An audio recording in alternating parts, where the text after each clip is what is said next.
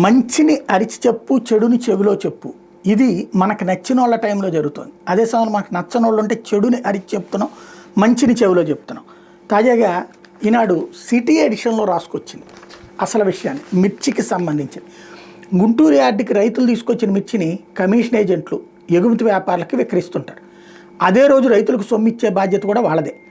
ఇందుకోసం 2% కమిషన్ తీసుకునేందుకు మార్కెటింగ్ చట్టం అనుమతించింది. దీని భిన్నంగా కొంతమంది కమిషన్ ఏజెంట్లు 3 నుంచి 5% వసూలు చేస్తున్నారు.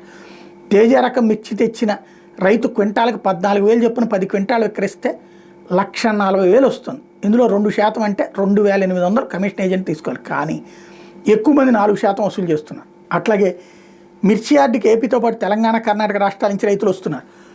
ఉదయాన్నే వచ్చి సాయంత్రానికి మిర్చి అమ్మేసి డబ్బు తీసుకెళ్లే అవకాశం ఉండడమే కారణం.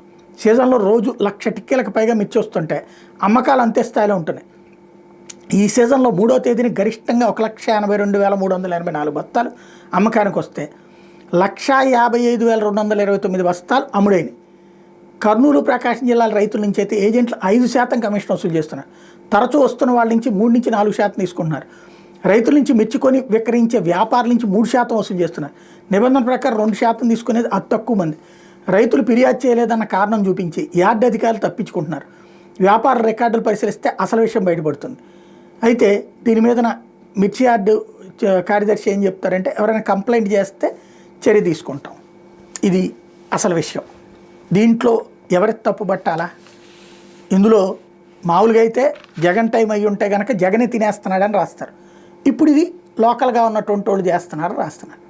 ఇక్కడ సమస్య ఏంటంటే, ప్రభుత్వం సరే గిట్టుబాటు ధర కల్పిస్తుందా లేదా, మద్దతు ధర కల్పిస్తుందా లేదా, అవన్నీ సెకండరీ. ఇలాంటి దోపిడీలను కూడా అరికట్టలేరా అంటే అరికట్టలేరు.